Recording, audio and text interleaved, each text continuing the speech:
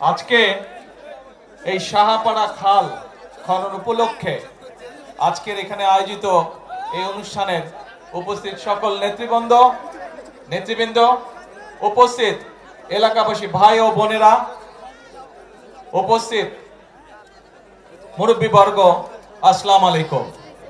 উপস্থিত ভিন্ন ধর্মের মানুষ যারা আছেন, সনাতনী ধর্মের মানুষ, সাঁওতাল মানুষ সহ যারা উপস্থিত আছেন, সকলের প্রতি আমার সালাম এবং আন্তরিক শুভেচ্ছা।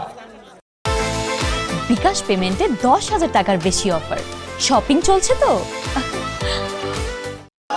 কি ভাই, এই যে আমরা আজকে খাল কাটবো, কেমন আছেন সবাই? ভালো। তো এখন এই খাল কাটলে কি এলাকার উপকার হবে? আপনারা খুশি? এই খাল কাটাতে খুশি?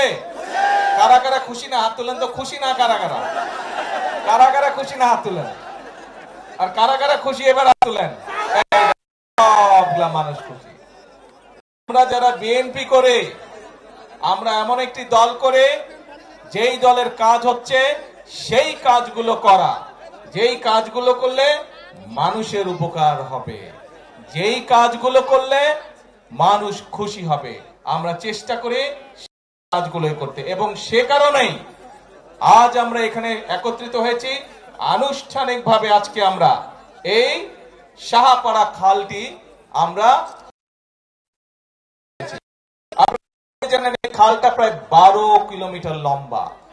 এই খালটা ইনশাল্লাহ আমরা সম্পূর্ণভাবে যখন কাজ শেষ করতে পারবো, সম্পূর্ণভাবে যখন কাজ শেষ করব, তখন কিন্তু প্রায় 31,000 কৃষক এখান থেকে পানি পাবে, এই খালের সুবিধা পাবে 31,000 কৃষক। এবং 1200 হেক্টর জমি এই খালে যে পানি থাকবে সেই পানির সেচ সুবিধার মধ্যে আসবে। 3.5 লক্ষ মানুষ এই খালের পানি সুবিধা পাবে, এই খালের পানি বিভিন্ন ভাবে তারা ব্যবহার করতে পারবে। এবং শুধু তাই নয়, সবচেয়ে বড় যে বিষয়টি হচ্ছে এই এলাকার কৃষক ভাইরা, এই এলাকার কৃষানী বোনেরা, তারা যে ফসল উৎপাদন করবে, এখন যেই ফসল উৎপাদন হচ্ছে তার থেকে প্রায় 60,000 মেট্রিক টন বেশি ইনশাল্লাহ ফসল উৎপাদিত হবে। প্রিয় ভাই বোনেরা, আপনারা নিশ্চয়ই নির্বাচন, এই মাত্র কয়েকদিন আগে নির্বাচন হয়েছে, ভোট দিয়েছেন সবাই? হ্যাঁ, কারা কারা নতুন ভোটার হাত তুলেন তো। নতুন ভোটার কারা কারা এবার প্রথম ভোট দিয়েছেন? নতুন ভোটার এই যে এইদিকে আছে নতুন ভোটার, এইদিকে অনেক নতুন ভোটার। হ্যাঁ, ও এগুলো সব নতুন ভোটার। Good, very good. এখন এই যে নতুন ভোটার যারা আছেন তারা সহ এর আগে অনেক আগে প্রায় 15-20 বছর আগে ভোট দিচ্ছেন, তাই না? এর মধ্যে ভোট দিতে পারছিলেন গত 15-20 বছর? ভোট দেওয়ার সুযোগ পান নাই। তো এই যে গেল নির্বাচনের সময় আমরা দেশের মানুষের সামনে কতগুলো কথা বলেছিলাম। এই বক্তব্যের শুরুতেই কিন্তু আমি বলেছি যে আমরা এমন একটা দল করি, আমরা দল করে শহীদ জিয়ার দল করি, আমরা দল করে দেশনেত্রী খালেদা জিয়ার দল করি, এবং আমরা সেই কাজগুলো করতে চাই যেই কাজগুলো করলে মানুষের উপকার হয়। কিন্তু নির্বাচনের আগে আমরা বলেছিলাম কতগুলো কথা, অনেক কথার মধ্যে কয়েকটা জরুরি কথা আমরা বলেছিলাম। কি কথা? যে আমরা জানি বাংলাদেশে যে প্রায় 20 কোটি মানুষ, এই 20 কোটি মানুষের বেশিরভাগ থাকে গ্রাম অঞ্চলে, এবং তাদের মধ্যে বেশিরভাগ মানুষ বাস করে, তাদের প্রধান পেশা হচ্ছে কৃষি। তারা গ্রামে বাস করে, তাদের প্রধান পেশা হচ্ছে কৃষি। এবং কৃষি যদি বাঁচে তাহলে বাংলাদেশে, কৃষক যদি ভালো থাকে তাহলে বাংলাদেশের মানুষ ভালো থাকবে। কি ঠিক বলছি না ভুল বললাম?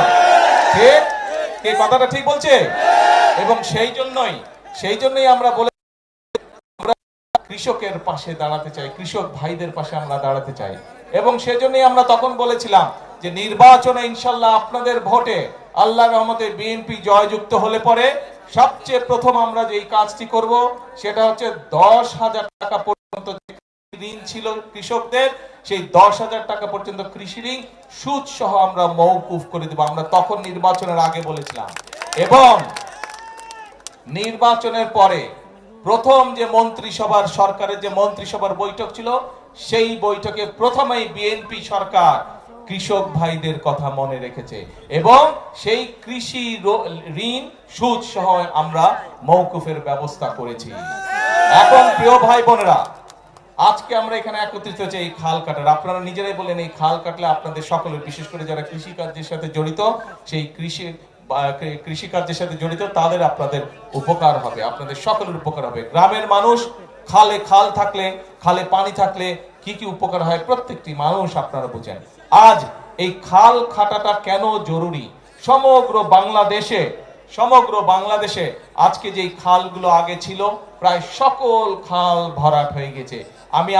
এখানে আসার পথে আমি বিভিন্ন জায়গায় দেখলাম নদীর পর্যন্ত ভরাট হয়ে গেছে। নদীর মধ্যে কিছু চাষবাসের কাজ হচ্ছে। বহু খাল, ওই যে ছোট ছোট কালভার ব্রিজ যখন পার হয়ে আসলাম দেখলাম যে অনেকগুলো খাল প্রায় ভরাট হয়ে গিয়েছে। এই এলাকাতে যে খবর নিয়ে আমি জানলাম, এমনকি বর্ষার মৌসুমেও খরা হয়, অনেক জায়গায় পানি পাওয়া যায় না। ঠিক এই কথাটা কি ঠিক? বর্ষার মৌসুমে অনেক জায়গায় পানির সমস্যা হয়, সেখানে চাষবাস করা যায় না। কিন্তু আমরা এই বর্ষার পানিটাকে আমাদের কাজে ব্যবহার করতে চাই। আমরা কৃষক ভাইদের কাজে এই পানিটা ব্যবহার করতে চাই। আমরা এই পানিটা ব্যবহার করতে চাই এমন ভাবে যাতে সমগ্র এলাকার মানুষ উপকার পায়। সেজন্যই আমরা বাংলাদেশে আজকে ভাবে এখানে খাল খনন শুরু করলাম। সমগ্র বাংলাদেশে ইনশাআল্লাহ আগামী 5 বছরে আমরা প্রায় 20,000 কিলোমিটার খাল খনন করব, যাতে করে এই খাল খননের মাধ্যমে একদিকে আমরা বর্ষার সময় হঠাৎ করে উজান থেকে পানি চলে আসে, নদী খাল সব বন্ধ হয়ে যাওয়ার কারণে উজান থেকে যখন হঠাৎ করে পানি আসে তখন দেখি যে আমরা নদীর খাল বিলের আশেপাশে যে বাড়ি ঘরগুলো আছে মানুষজনের, সেগুলো ভেসে যায়, গরু ছাগল ভেসে যায়, মানুষের কাপড় জামা নষ্ট হয়ে যায়, ঘরের জিনিসপত্র নষ্ট হয়ে যায়, ঘর বাড়ি নষ্ট হয়ে যায়। এইরকম সমস্যা যাতে না হয় আমরা চাই খাল খননের মাধ্যমে উজানের সময়, বর্ষার সময় যে অতিরিক্ত পানিটা, সেই পানিটা আমরা ধরে রাখবো। কারণ উজানের সময় যেই পানিটা আসে, আপনারা প্রত্যেকে এইটার অভিজ্ঞ, দেখেছেন আপনারা, 7 দিন 10 দিন থাকে, তারপরে সেই পানির খবর নাই, আবার চলে গেল পানি, তাই না? কিন্তু এই পানিটা যদি আমরা ধরে রাখতে পারি তাহলে কি সবার উপকার হবে? সবার উপর। এবং সেজন্য এই পানিটাকে আমরা ধরে রাখতে চাই, যাতে শুষ্ক মৌসুমেই হোক, বর্ষা মৌসুমেই হোক, আমরা আমাদের কৃষক ভাইদেরকে পানি সরবরাহ করতে পারি, যাতে আমরা আমাদের কৃষির উৎপাদন বাড়াতে পারি। এবং কৃষির উৎপাদন এই জন্যই আমাদেরকে বাড়াতে হবে। ভাইরে, বাংলাদেশ বিরাট দেশ, একটা 20 কোটি মানুষ এই দেশে। এই মানুষগুলোর জন্য খাবার দাবারের ব্যবস্থা, আমরা এত মানুষের খাবার কি বিদেশ থেকে আনা সম্ভব? বিদেশ থেকে আনা সম্ভব না। এই খাবার আমাদেরকে মৌলিক খাবার দাবার, ধান, যেগুলো মৌলিক খাবার দাবার এই দেশে উৎপাদন করতে হবে। এবং আল্লাহর রহমতে আল্লাহ এই দেশের মাটিকে এত উর্বর করে দিয়েছেন যে আপনি যদি বীজটা রোপণ করেন, পানি টানি দেন, মোটামুটি ভাবেই সে ফসল হওয়া ধরে।